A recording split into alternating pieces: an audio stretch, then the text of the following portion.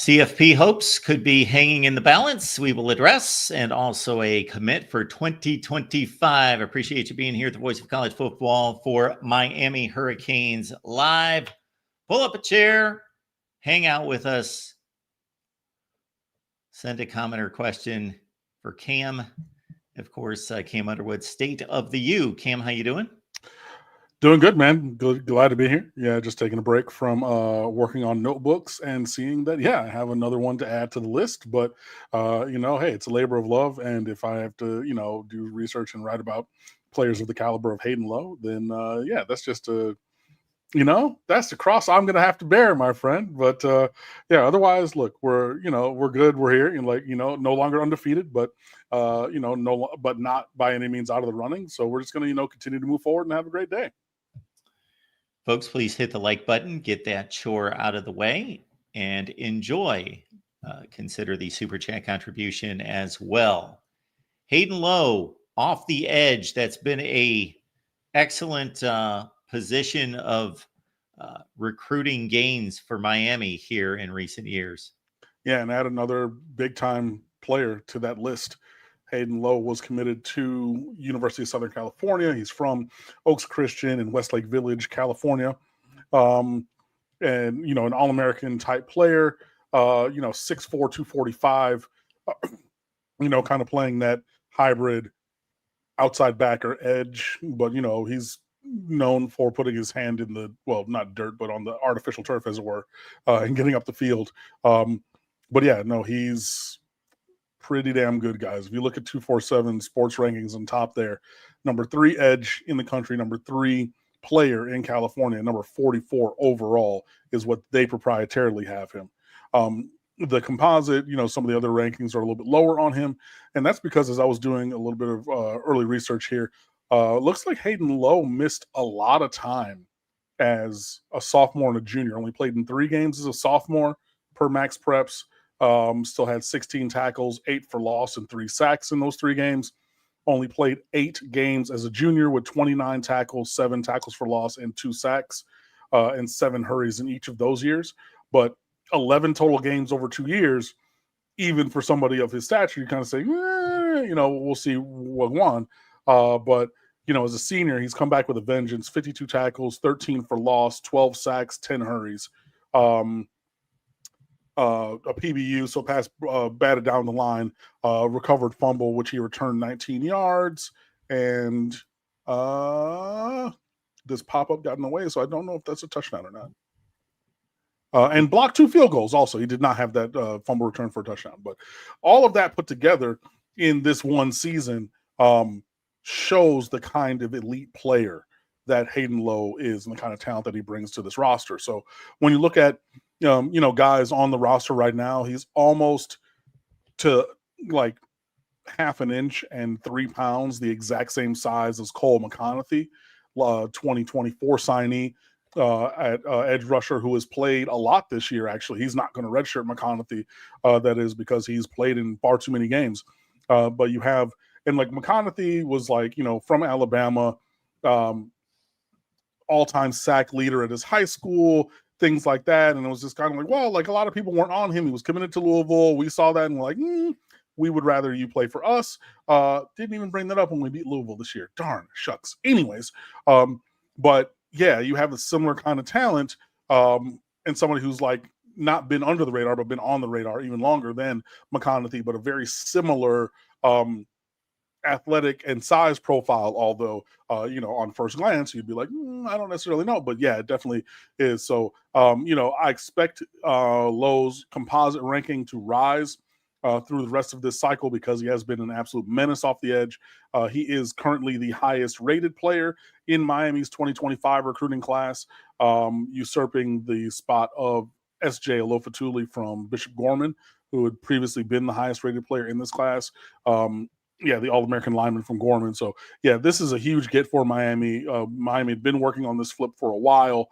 Lots of people have been talking about it. I've seen 247 talk about it. I've seen Gio Milian talk about it, as being possible about, the impression that Miami had made on Hayden Lowe really having a lasting impact. And even though he committed to USC, there was still, talk of Miami every once in a while coming from his side and things like that. And Jason Taylor being like, hey, I'm not going to stop recruiting you, and when you have a Hall of Fame defensive end being like, I want you to come play for me and be the next in line like I was, it has weight to it. You know what I mean? And yeah, so all of that put together, and Miami's completed the flip on Hayden Lowe. And yeah, Miami's going to continue to work to add the elite kind of talent that they want and need in this class as it goes towards signing day, which is a mere 3 weeks away from today. Yes, I did not realize that until today, that it wasn't the typical mid-December. Somebody threw December 4th at me, and I said, that's not National Signing Day. It would be 2 weeks later, the 18th. It used to be, but coaches were talking about that interfering with, bowl prep and all kinds of other things. And like you're really serving two masters at once when you're having to recruit all the way to signing day while preparing for games of consequence. So yeah, it did get moved up officially. Early signing day is 3 weeks from today, which is why I've been talking about writing these notebooks in the past and everything. And I'm, working my way through the list. I'm just about halfway done now. I'm hopeful during this bye week to get the first draft of all of them finished. But yeah, no, December 4th is the day. So that is not a misprint. You did not hear that wrong. I did not misspeak or anything like that. December 4th is early signing day. So yeah, and I know other people, one of my friends hit me up. He was like, yo, Cam, you wouldn't tell me what signing day today. Signing day today is for fall sport or for winter sports. So like basketball signing day is today. So, like both the men's and women's teams announced their signing classes. Miami Hurricanes women's basketball, the number 5 recruiting class in America. Incredible for them with their brand new coach. So excited to see that. But yeah, so there is a national signing day today. It is not for football. And I know that we're football centric here, but there are sports other than football. So just wanted to let that be known. So yes, there is a signing day today, but the one that you and I on this show are caring about, December the 4th in 3 weeks, that is the correct date. And what also becomes significant there, of course, you're talking about your work cycle is unlike any other year for Miami since joining the ACC, other than 2017. You will be preparing most likely for an ACC championship game on the same week that you're preparing all this recruiting material, and the coaches are preparing for a championship game and trying to wrap up a top 5 recruiting class. Yeah, a lot going on, which is why I've been talking about working early, they don't have the ability to let it last until, after Thanksgiving and then get started on notebooks. I just don't have that. So, this is just like one of those years back when I was teaching and I said, you know what? I'm actually going to input my grades as they go. I'm not going to wait until, the day before grades are due and turn on my podcast and sit there and just do all this data entry for 8 hours at a stretch. I'm going to, actually start preparing these things ahead of time. So I'm on track to be good. I should be through all of the initial drafts by the end of this week, heading into, back into Wake Forest week. Yeah, and just going from there. So it will be a lot, but hey, it's a blessing to be busy and, having a top 5 recruiting class and all of those notebooks and all the content that I normally create or we create for that time, as well as, preparing for hopefully an ACC championship game. It is a lot, but I got these big shoulders and I can take it, man. Let's go.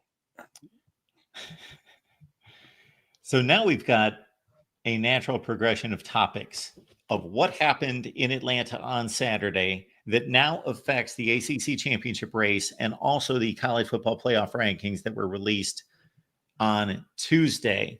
So my biggest takeaway from watching every play of that game, which to a neutral person was a pretty entertaining football game, was that you had Jamal Haynes, their top rusher, 1,000-yard rusher, rips off 65-16, scores a touchdown, boom. And then he gets hurt. And they already had their number 2 guy, Alexander, hurt. They were playing with a 4th-string running back at one point in that game for a long period of that game, Cooley. But it didn't necessarily matter because it was Haynes King running the ball most of the time. And them doing this crazy, which I typically bash, flip-flopping quarterbacks back and forth, not per series, sometimes play to play, and ripping up Miami's rush defense for roughly 275 yards, something in that range. which was Yep. the highest rushing total against the Miami defense since the infamous 2020 game against North Carolina, which was, again, I was slapped across the face with that number at 554. That's just unbelievable. It was 554 total offense. It was more than 300. Oh, okay. Well, then they misrepresented that because I thought they didn't run for 5. Okay, no. They probably ran for 320 or something. Okay, that aside, that sets us up for what I thought was the most important takeaway from that game was the Miami rush defense. And then we've got the question coming in from Ashley. Ashley, we appreciate you being here. I can't be the only one tired of watching 0 and 7 at safety, especially 0 with horrible angles, poor tackling. At some point, Markeith needs to get in with Zaquan. Yeah, man, AJ, appreciate it. And I maybe just blacked out there. They did run the ball 55 times for 554. Okay. That game. I went to go look it up to be, yeah, that's right. They had almost 800 yards of offense in that game. Oh my God, that's right. Yeah, they did run it for 554. Jesus. Yeah, they really, no, that's not that was me. All right. Mandela effect, maybe just trying to remove the trauma. But yeah, AJ, man, good to see hear from you, man. I saw you text me the other day. I appreciate that, bro. It just, the safety play has to be better. Like, I don't really care who it is, but like, Mish Powell playing in so many different spots, he's number 0. And, like on the, third and 18 to start the fourth quarter,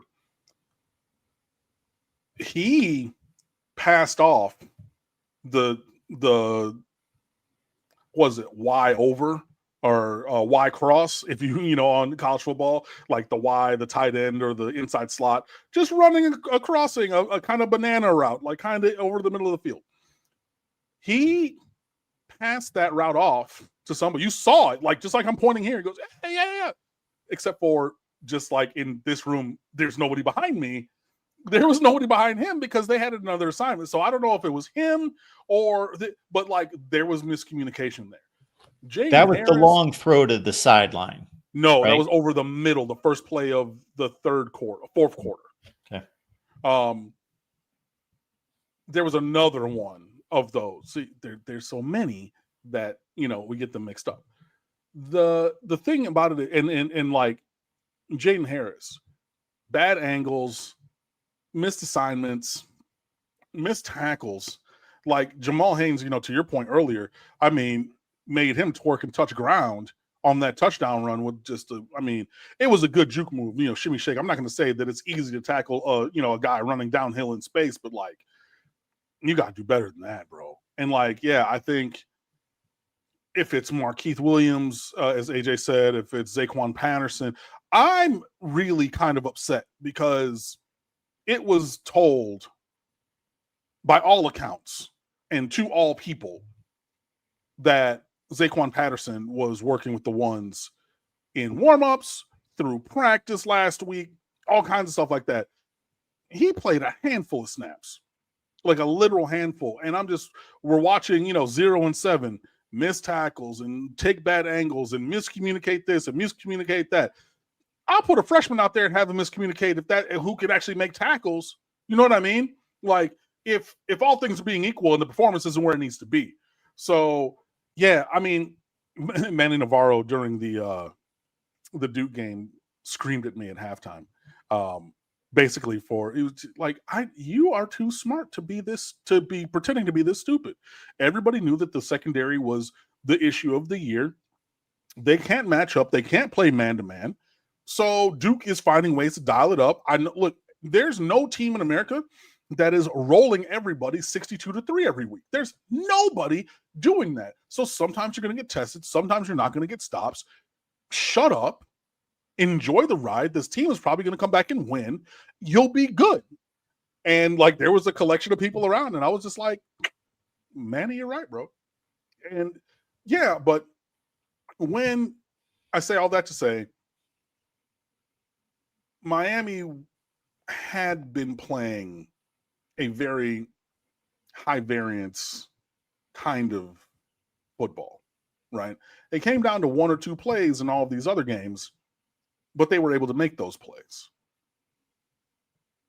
Plays in the first quarter count too, right? Cam Ward had Sam Brown on a slot fade for a touchdown, overthrew him by about that much and missed him. On that same drive, on the third down, that was the incompletion to the corner of the end zone. Elijah Arroyo is still running butt naked, wide open down the middle of the field in Atlanta. Like, guys, like I wouldn't be surprised if the whole team is back on campus going to class and he's still standing there in the middle of the field. Like, guys, you forgot me. You left me. I'm here wide open. Missed him. As in, didn't throw it in his direction and incomplete the pass, didn't see him and threw the ball somewhere else. Throughout the course of this season, those plays get made, Miami wins the game. To me, the most, apart from 271 rushing, which was 3 times nearly Miami's average coming into this game, which was allowing 95.3 yards rushing per game.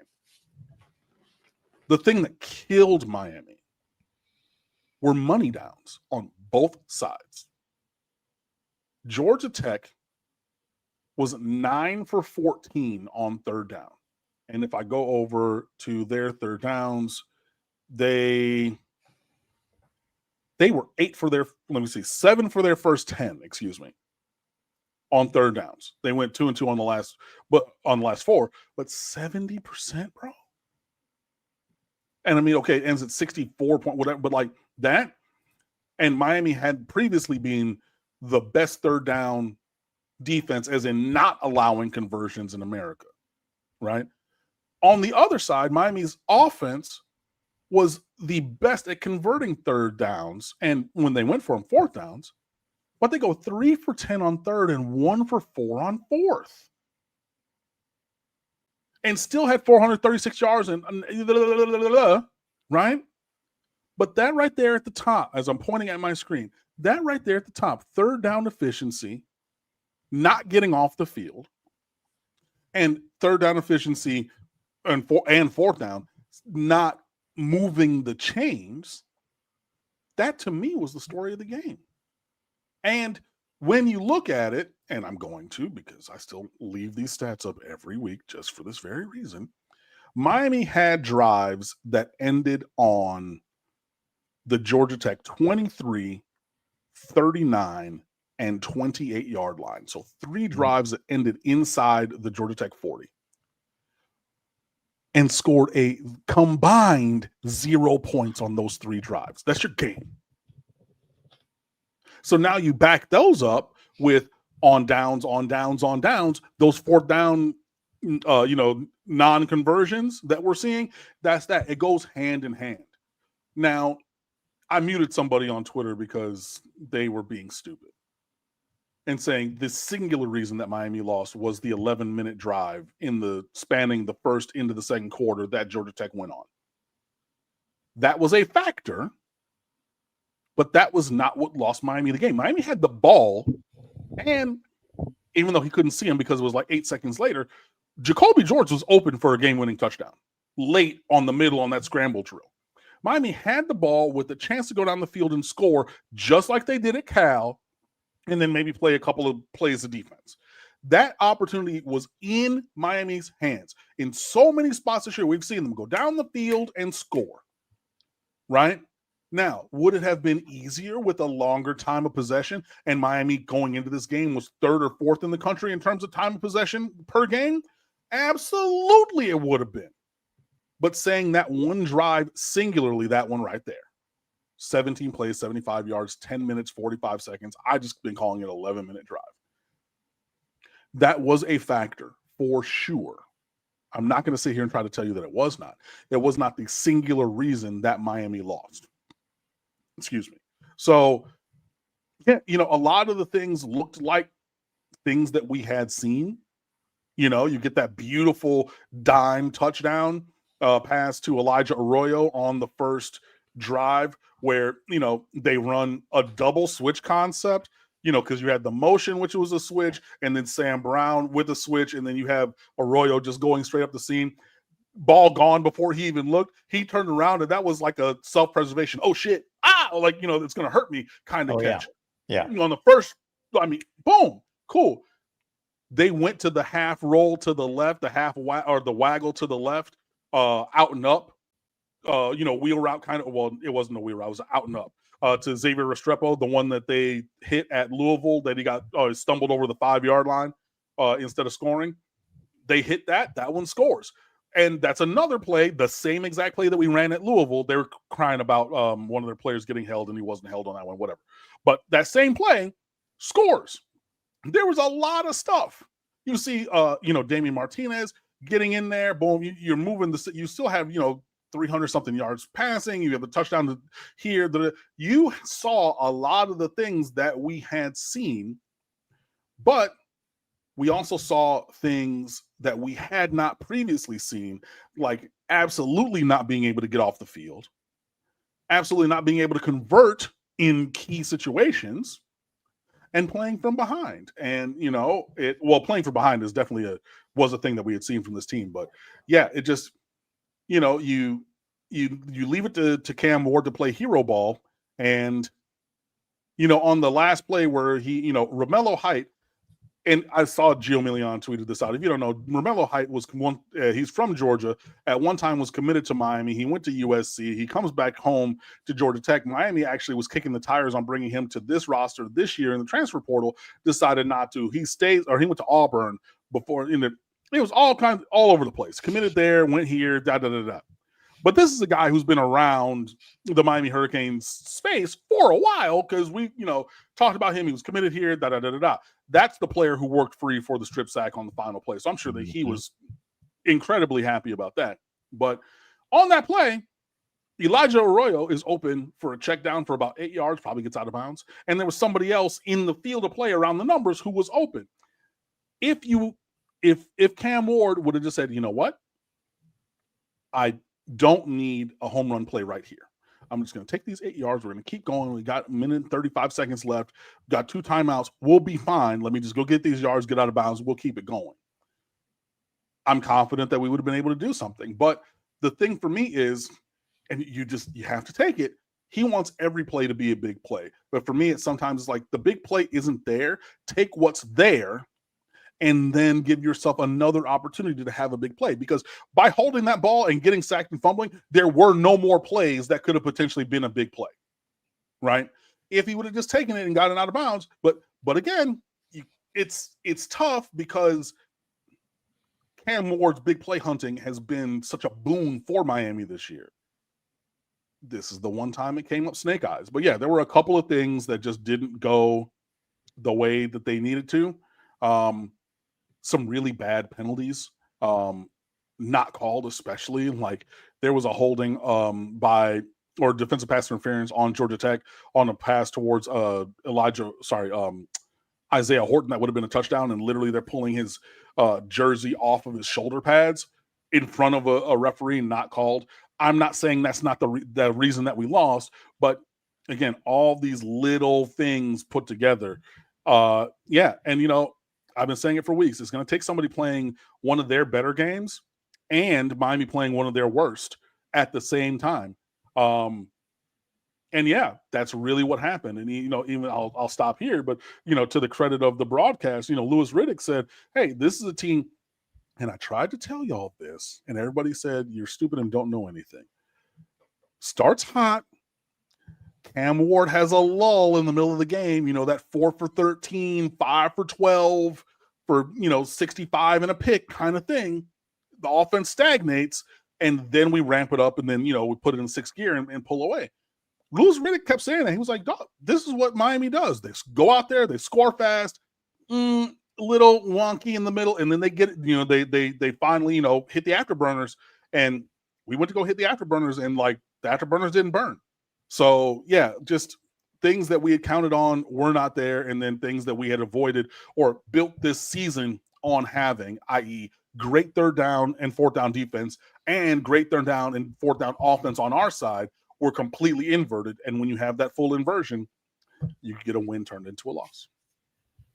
I'm going to go somewhere, and I may come up empty because I've not thought about this since I actually watched the game. I've not followed up on this, but wasn't there an issue late in the game with I thought Mario Cristobal should have called a timeout before the prior 2 minute. to the 2-minute timeout.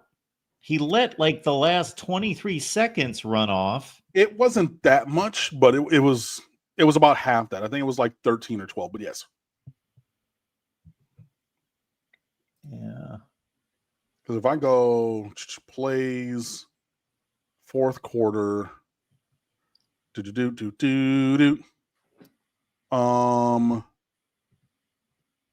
Yeah, so Georgia Tech still had the ball. And yeah, QB keeper King Hayes 220. They runs were going to play at 220. so yeah, he was officially down. They have it listed at 220. Yeah. Yeah, I guess it was longer than I thought. Correct. Okay. I mean, yes, but I guess he thought we've got plenty of time. right. I mean, he would rather have the ball with all 3 timeouts. The thing about it was, and I saw people screaming at him for this, coming out of the 2-minute timeout, you see that timeout Miami clock 2 minutes. Yes, that's what it was too. No. Yes. I'm going to give Mario credit there. They came out, Georgia Tech, with the punt team. Mario saw something. He said, no, I don't like it. I don't like it. No, okay. I'm not ready for it. Whatever. It sucks that happened on the other side, then that call, because what he wanted was, okay, 2-minute timeout, punt us the ball. We'll have 3 timeouts, Cam Moore. That really gives us the entire field to work with, right? Boom. But on 4th and 3, if you think that you see something that's going to cost you the ability to actually have them punt, if you see something that you think can be exploited for a fake for them to convert, you're duty bound to call that timeout. You just are. Because imagine if he hadn't called that timeout, whatever he saw to be exploited was exploited, and Georgia Tech converts there and wins the game on that play. Oh my holy God. You think it would have been exactly the same kind of conversation as last year. Now this year we just lost. We got beat fine. With really no nefarious shenanigans or game mismanagement or things like that.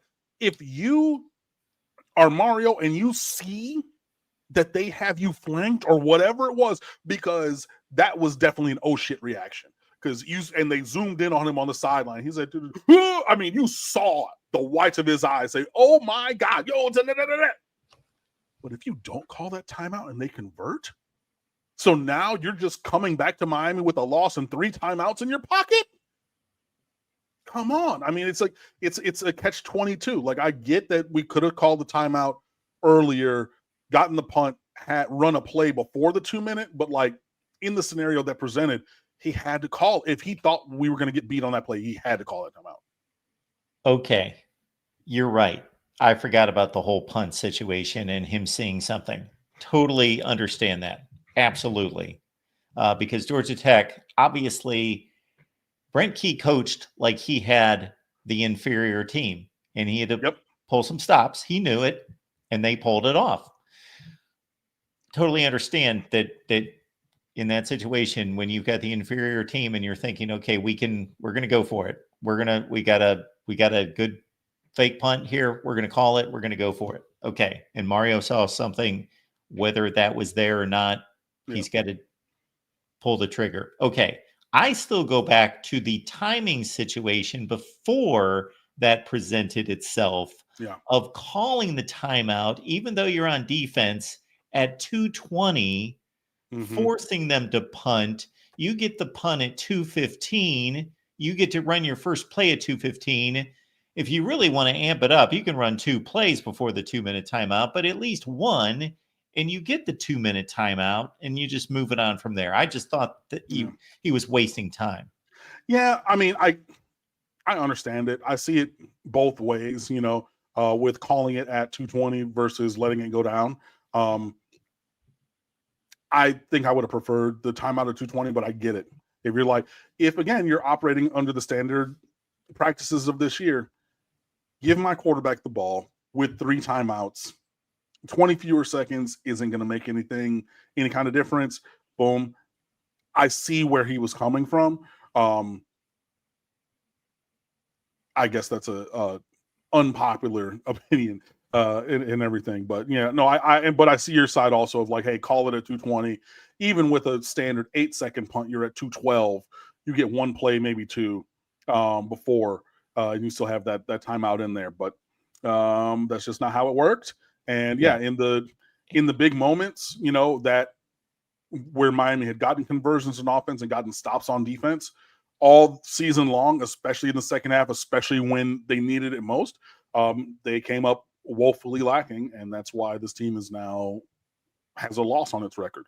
But I mean, even though that is the case, we all know that there are other games where they could have been saddled with the loss, but they were able to overcome those circumstances, specifically by the kinds of plays that I'm talking about that evaded them and eluded them all day at Georgia Tech.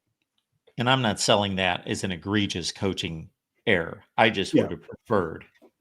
Yeah, I mean, and like I said, I understand that other viewpoint, so I see it. I see yours also, but yeah, it's not like super ridiculous or anything.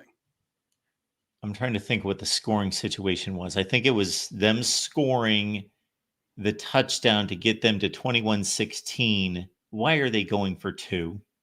To make it a 3-point game. I understand that, but it's like early third quarter. There's not 5 minutes left in the game. Right, but also you've only scored 3 times.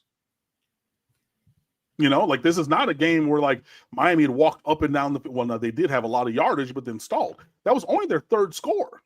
So if you're like, hey, we only need 1 more score, now we can get inside the 40-yard line and our kicker is active because he's good from 55. You know what I mean? I understand it. I mean, it's just it's not 6 in one hand, half dozen in the other, but like, yeah, the math is mathing. We're like, yeah, we want to get within 3 points. That means a shorter drive can bring us to, a field goal and tie the game. And if not, then we're at 4 points or 4 points or 5 points. There is no difference. We need a touchdown. So why, that's the real thing. It's not hurting you to go for 2, but it could benefit you if you get it. If there's no more scoring in the game. That's where I'm coming from. I'm coming from, yes, in a vacuum, you want to get to within 3 rather than 4 or 5, doesn't matter. But I am anticipating more when we're talking, this was like the 2nd or 3rd drive of the 3rd quarter.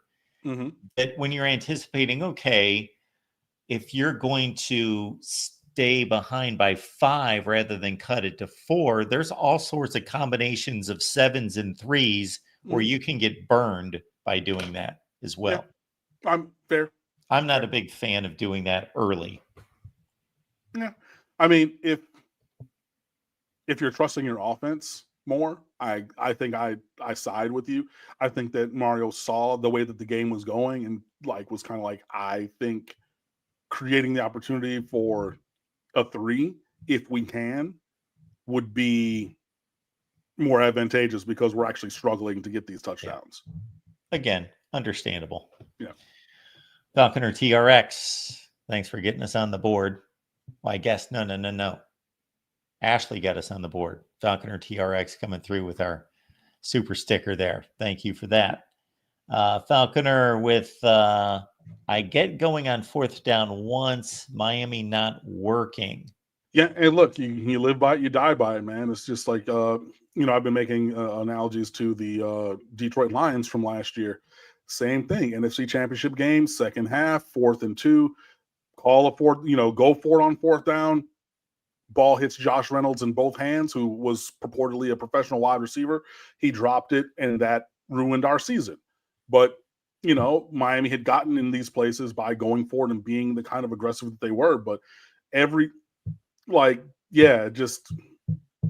guess maybe they need to go back into the lab and look at the plays that they call in those situations and like the details of those plays, like if you run a flat route on 4th and 2, I need that flat route to be at 2 yards or 3, not at 1 yard, and then you get torpedoed with a great tackle, you know what I mean? Or whatever. Maybe Mark Fletcher look for the ball, maybe run down the middle of the field, or the tight end release. That was Elijah Lofton on that same play towards Fletcher. You're wide open for a touchdown. Like there were just little details that went the wrong way. But, hey, I can't. We've been talking about this team being aggressive and it being awesome all year long. Sometimes you're aggressive and it doesn't work. It happens. Falconer coming back with this one. I would rather lose to USF than Georgia Tech. I mean, can I, pick another option or no? I know losing to Georgia Tech sucks for sure. Back-to-back years, of course. Last year was like a more comical loss, but like this year, potentially more impactful, obviously. But I don't want to lose. I don't want to lose, period. But definitely not to like USF. Like, no. So if you could have chosen one loss this season thus far,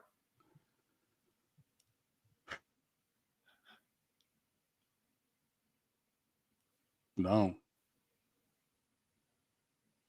I mean, I thought when I said 11-1, I didn't see us losing to no damn Georgia Tech. I thought it would have been in that Virginia Tech, Louisville, one of those two games.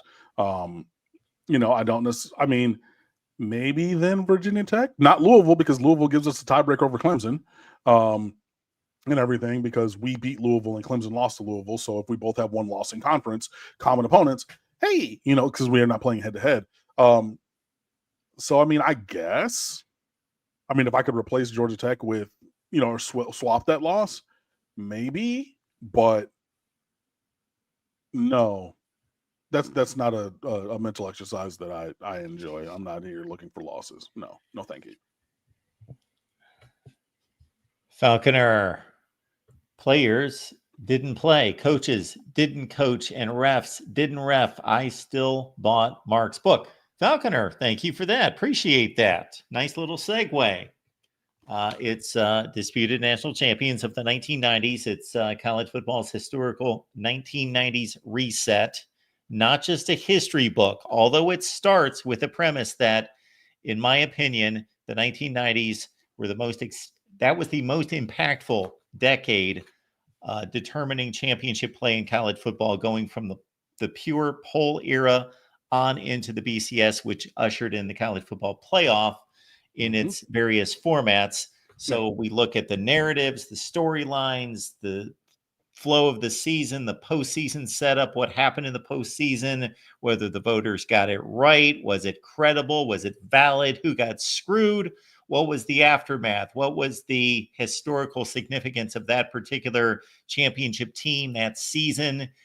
And then what's most fun, I think, is placing those results of each of those seasons into the BCS formula. How would that have played out into the 14 playoff formula, into the 12, and then now into the 14 team that's being proposed? So it's in the Amazon link and in the description section.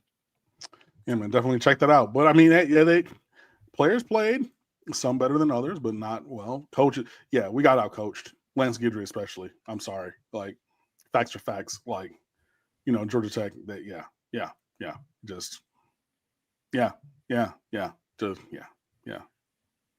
Anyways, loss is a loss, and we got to keep moving. So, Well, we keep moving on to the college football playoff rankings that were released on Tuesday. There we go. And so we've got Miami at 9. So how did that hit you? I thought that was reasonable. Way more reasonable than like the coaches and AP polls, which dropped Miami to 12. I thought that was.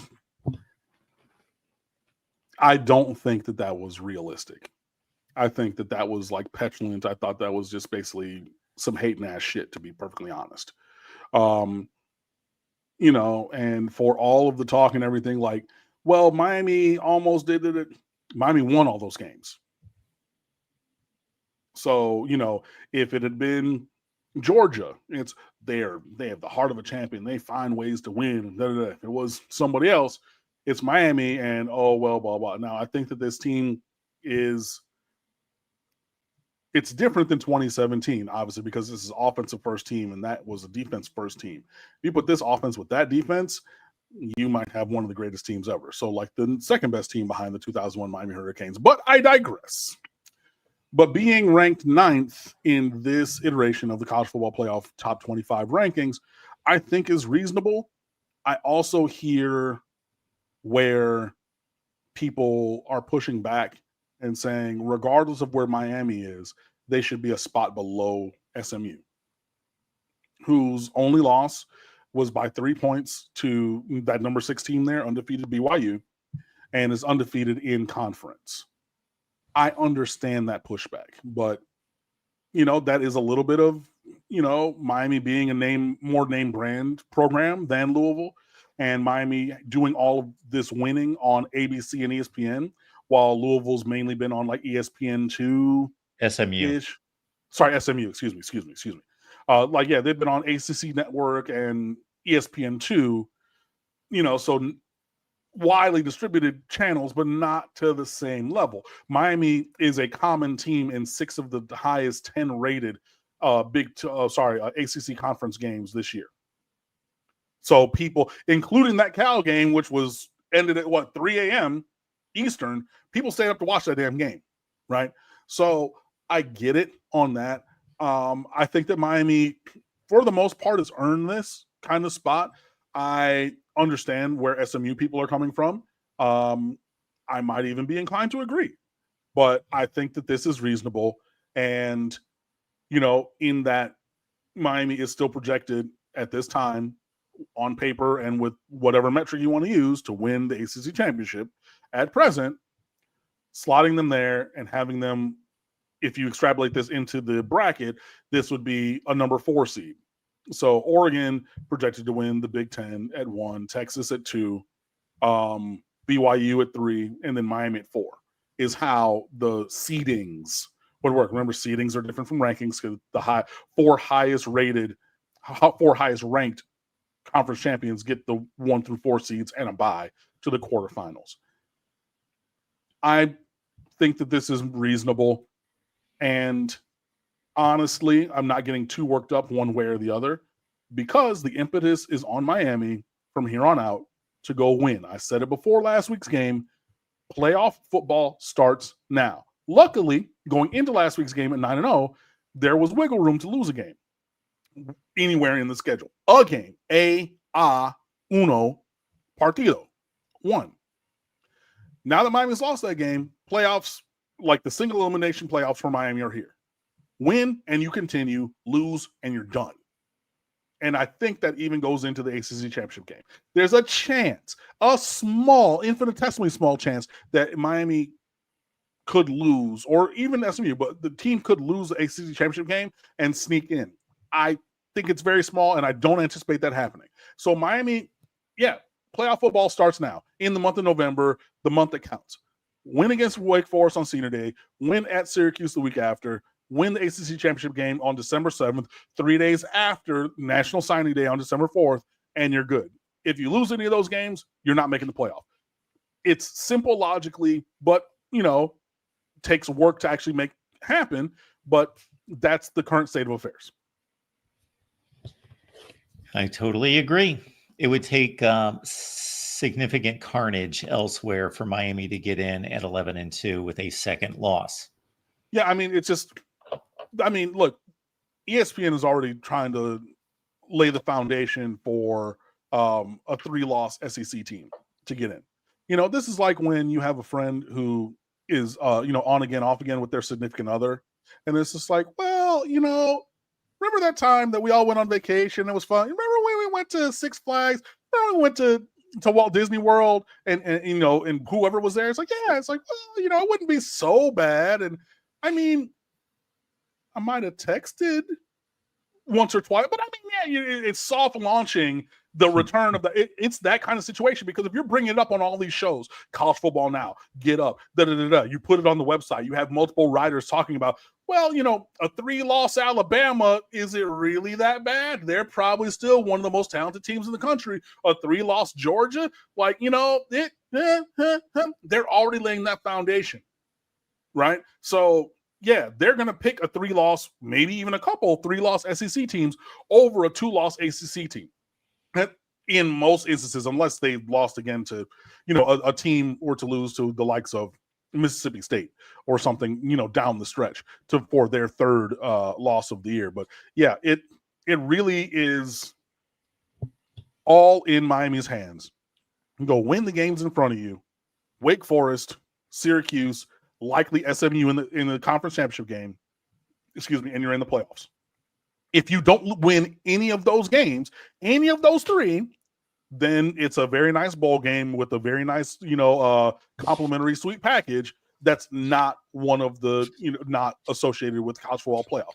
It's pretty binary. Win and you're in, lose any of the remaining games in the regular season or conference championship game, and you're not.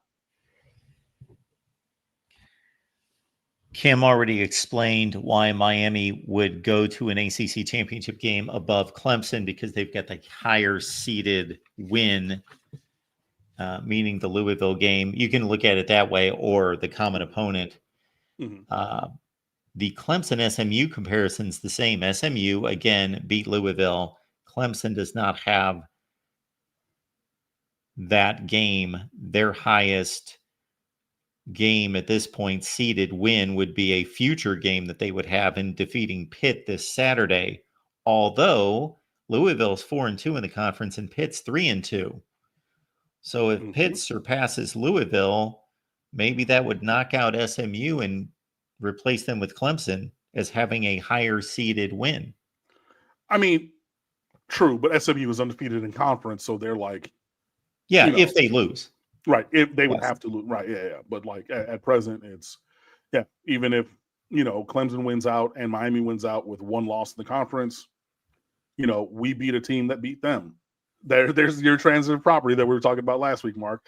And it goes kind of, it would go against Clemson in that case. But again, it's luckily Clemson lost at home to Virginia last week. That gives them their. Who? Oh, you're talking about Pitt. Pitt lost to Virginia. Pitt lost. Yeah. You said Clemson. Okay. Yep. Wasn't it? Oh, no, yeah, it was Pitt. It was Pitt. And that opened up the door for a tie with Clemson, which Miami holds the tiebreaker.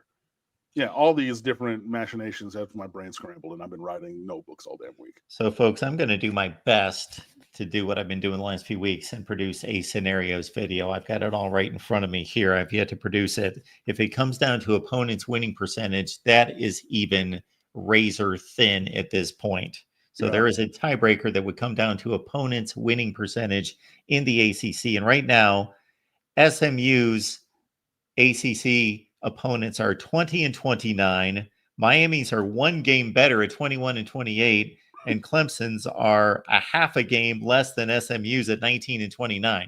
So basically, those can all change in the final 3 weeks of the season. They're indistinguishable at this point.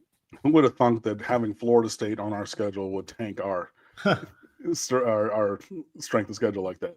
I love it though. They can rot. They can hey, whatever. But so lots going on. But there are other scenarios and everything. In terms of Miami, win and you're in. That's your only focus. Shut everything else out. Line up on the field. Win these 3 games. Playoff football starts now. Period. The end. That's what we need to handle. It is, with that Pitt loss, again, we have the agency of our own destiny. So we go out there and we win. Great. You go out there and you don't earn victory like happened last week. You got nobody to be mad at, but, the man in the mirror at that point. This is where tiebreakers become very odd, where the dynamic of Miami having certain tiebreakers against certain teams works in their favor. But if SMU would, and so Miami's actually in arguably, again, it depends how the games play out for the next 3 weeks. Miami could be in a better situation just leaving SMU just to go undefeated. Just win. We'll play you.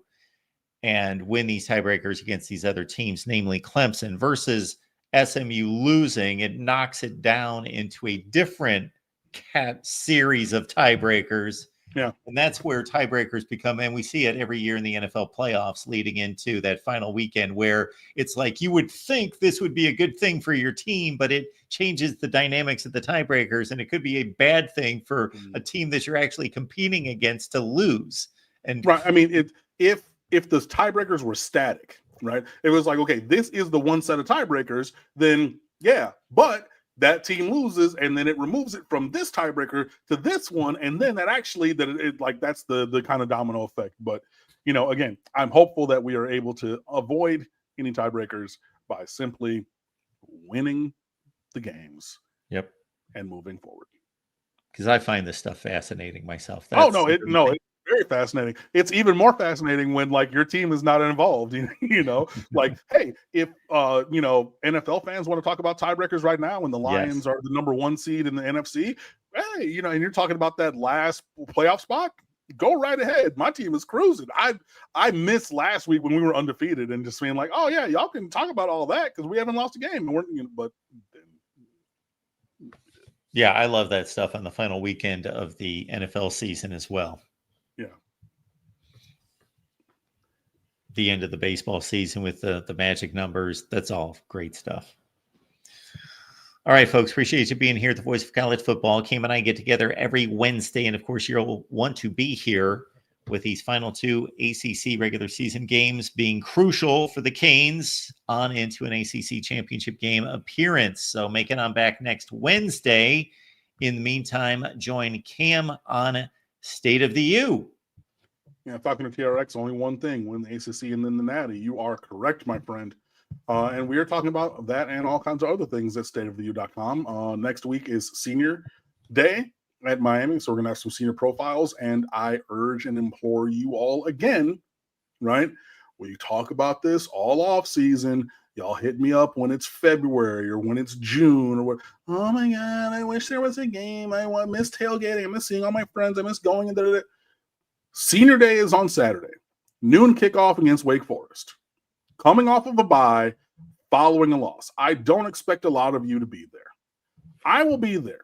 And this is your last time to see the Miami Hurricanes in person in Hard Rock Stadium. Now, there's a chance it could be the Orange Bowl. This is the last guaranteed time, right? So if you have the means and time on Saturday, I implore you to go out and support this team that still has everything to play for in front of them, right? And they deserve all of the support in the world, because I'm not throwing the baby out with the bathwater at 9-1. Do I wish that the game would have gone differently and we would have been able to find a way to win at Georgia Tech? Yes. But I'm not writing this team off as I did at earlier times in other seasons. So you should be there, and you should continue to follow us at State of the U. The website's right there in front of you, stateoftheu.com, on all socials at The State of the U. My personal Twitter is at Underwood Sports. Noon next week at Hard Rock Stadium for Senior Day.